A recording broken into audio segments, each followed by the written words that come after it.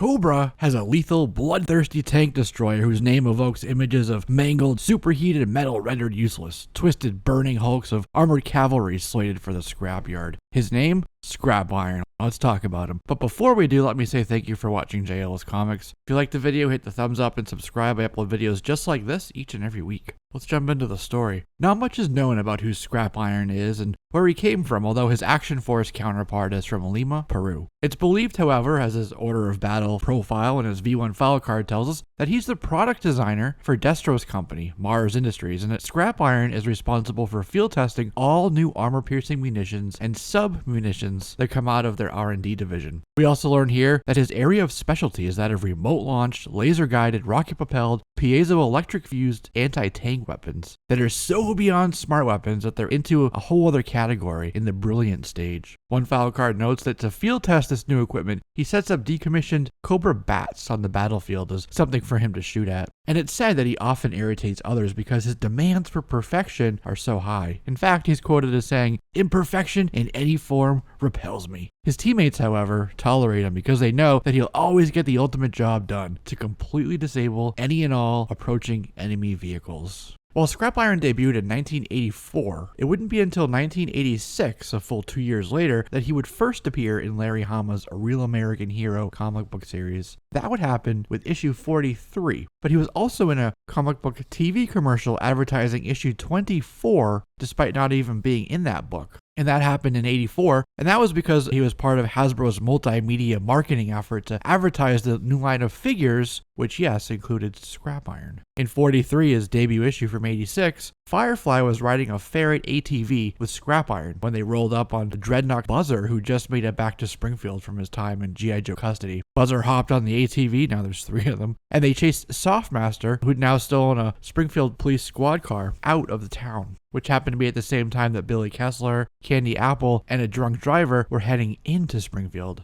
Their paths converged at the train tracks at a train level crossing, and as the police car passed, the drunk driver, with Billy and Candy in the station wagon, slammed into the crossbuck sign where, as the freight train thundered by, it burst into flames. And on the other side of the train were Scrap Iron, Buzzer, and Firefly, but they couldn't see what was happening. So Scrap Iron climbed a telephone pole to get a view of the wreckage, and he saw that Softmaster actually stopped his car to help out the wrecked car. From there, Scrap Iron fired a high-explosive rocket directly at the car, but Softmaster jumped in front of the rocket before it hit the car to sacrifice himself to save the people that he himself was trying to save by pulling them out of the wreckage. But he didn't get to in time, and from the Cobra side of the train, they saw another explosion. Softmaster was dead, but what about the others? Well, Candy died too, and Billy made it out, but lost his leg in the process. Scrap Iron showed up again in issue 49 as Cobra had detected someone making an unauthorized outbound call from the Dreadnought's Tiki Lounge hangout. Scrap Iron burst through the front door of the Tiki Lounge with Firefly, Televiper, and some support troops. That's where they discovered really quickly, in the midst of a firefight, that Zartan was the G.I. Joe Ripcord, and he was the one who made that unauthorized phone call. Ripcord ran out and stole a guy's Corvette with Scrap Iron and Firefly close behind. And Scrap Iron was about to launch a missile at the vet, but the guy said his daughter was in there still with the Ripcord. Don't shoot. He pushed him, which knocked the crosshairs off target. The little girl in the car with Ripcord brandished a massive, well for her, .357 Magnum that she pointed right at Ripcord, and she forced him to stop the car, and so Scrap Iron, Firefly, and the Dreadnoughts were able to capture Ripcord. They brought him to Destro and the Baroness just as Serpentor came to life, and just as the entirety of the G.I. Joe force, responding to that unauthorized outbound call, invaded Springfield. Then as Destro went to deal with the evacuation of Springfield, Mindbender, Firefly, Scrap Iron, and Televiper stayed with Serpentor, who was to lead the Cobra troops in a holding action. In issue 65, Scrap Iron was with Cobra Commander and Baroness on the Cobra space shuttle. They launched from the Arbco Star, the landlocked freighter on Cobra Island, which would be Serpentor's base of operations during the upcoming Cobra Civil War. They went to intercept the U.S. Air Force space shuttle, whose Major Jones, maybe Tom Jones? He was with his crew Lieutenant Kirk before he made him captain. No, not really. They named him after Kurt Bozigian because he was with Colonel Prupus, Bob Prupus. Bob was Kirk's boss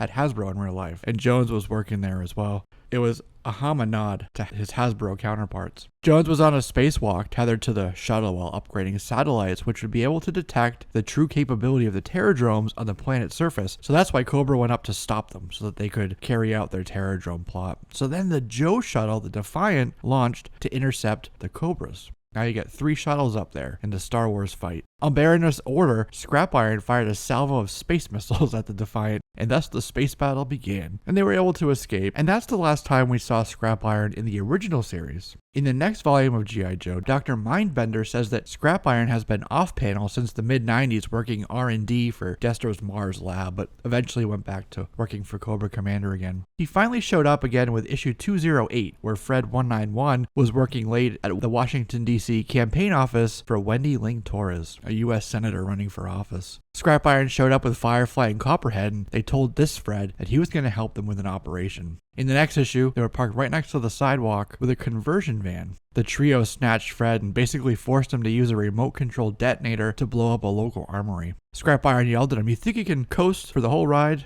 Pushing paper and soft soap and Wendy? You're a Fred, you're a CG, you gotta cause some chaos, you know? Can't just sit back and let it ride." They paid him another visit a few issues later where they tell him threateningly that they plan to move up the operation. It was moved up, in fact, to the very next issue where they abducted Senator Wendy right off the sidewalk at the base of the steps for the U.S. Capitol. She had just taken a position as the chairman of the Classified Covert Operations Overwatch Committee, that's a mouthful, which is a vital part of Homeland Security. And she said this to Fred just before Scrap Iron, Firefly, and Copperhead abducted her. And it turns out that Dr. Mindbender was in the van with a mobile brainwave scanner. Scrap Iron shoved Wendy into the seat, and they said, "Crank it to 10. And so now they had Wendy as a pawn for Cobra World Order. And that was the last time we saw Scrap Iron in Hama's main AR Age series, but he was in a few other issues in series. In 1989's G.I. Joe Special Mission 17 by Larry Hama and Herb Trimpe, Scrap Iron led a terrorist attack on Nexus Tech. It turns out, though, that the company was overbilling the government on contracts to the sum of billions of dollars. So Nexus Tech hired Cobra to stage an attack to destroy the financial book, and in turn, Cobra would get the blueprints on microfilm for the targeting system that they were working on for the government. So Scrap Iron and his team, with bats disguised as terrorists, assaulted the building, which of course the Joes were called to respond to. Scrap Iron managed to destroy all the evidence, and they switched to lab coats to pose as hostages to be quote-unquote rescued. And one of them actually swallowed the microfilm. So later, Stalker told Lowlight he wanted the hostages, our Cobra in disguise, taken to the hospital and x-rayed for internal injuries. But one of them actually, like I said, swallowed the microfilm. So the x-rays erased it, and pissed, they ended up telling the Joes about the Nexus Tech plot. In the Devil's Due run, Scrap Iron was captured by the G.I. Joe team and held in their custody until Wraith broke him out. In G.I. Joe America's Elite, Scrap Iron was part of General Ray's G.I. Joe replacement team called Phoenix Guard, which were stood up only after Cobra Commander infiltrated the West Wing and posed as the president's chief of staff.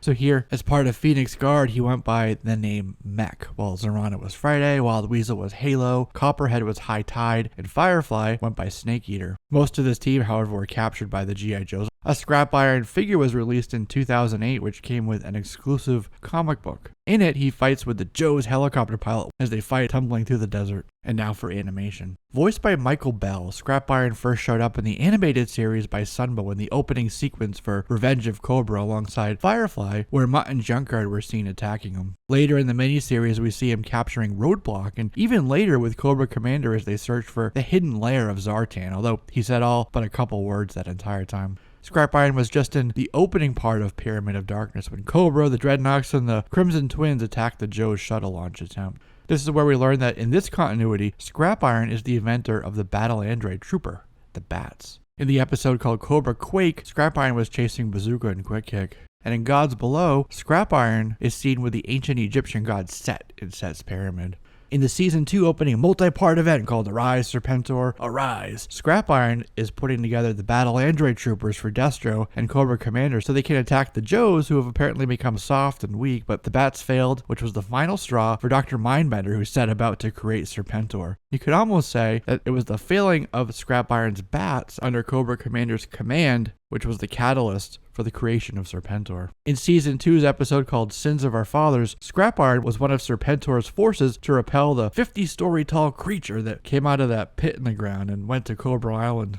They blew up its face and celebrated on the beach. Later, voiced by Philip Lamar, Scrap Iron was featured in an episode of G.I. Joe Renegades called Rage. Posing as a priest helping homeless vets, he actually kidnapped Tunnel Rat off the snowy streets and took him back to the lab where his boss, Mr. McCullen, yes, Destro, was, where he put them in this mech warrior Gundam wing type battle suit and was forced to fight. Scrap Iron was also part of the Epic's 1985's G.I. Joe video game that was on Apple II and Commodore 64 computers, and more recently, also part of the D3 Go's G.I. Joe War on Cobra mobile game. On the action figure side, Scrap Iron's V1 action figure was released in 1984, although Hasbro figure designer Ron Rudat sketched up multiple concepts and ideas for Scrap Iron as early as 1983. 1984 Scrap Iron came with a missile launcher accessory, complete with a remote activator. Scrap Iron was also featured in the commercial this year for the water moccasin. His next figure, V2, came along in 2004. This version was part of a Toys R Us Cobra Strike Team Urban Division box set. And the following year, Scrap Iron came in a 3-pack for the Valor vs. Venom line with Serpentor and Firefly, along with a comic book reprint of AR Age issue 49. He also had an online exclusive, direct-to-consumer, from Hasbro Online in 2005. Scrap Iron had 2 releases in 2008 as well. One was for an Extreme Conditions Arctic Assault Squad set, another online exclusive, and the other a 2-pack with Wild Bill and another comic book. Again with the double releases in 2009. So this year found him with the Snake Tracks ATV packaged to fight against Joe's Sergeant Thunderblast and his Armored Panther, which is part of the Rise of Cobra line, as was the next figure in 2009, which was a Walmart release for the Heat-Seek missile system. It came with Neo Viper and a Rashikage temporary tattoo, and the packaging itself could fold out into a diorama playset. There were 4 sets that year. There was this one along with the Outpost Defender, Surveillance Port, and the Laser Artillery Weapon. So to summarize Scrap Iron, we once again turn to his file cards. Scrap Iron is methodical and precise. Imperfection in any form repels him. Perhaps that's why he wants to blow up the world. And with that, that's a wrap on this with my friends. Thank you for watching, and don't forget to subscribe so you can be one of the first to know when I upload videos just like this each and every week. I'm Jesse, this is JLS Comics, and I'll see you soon.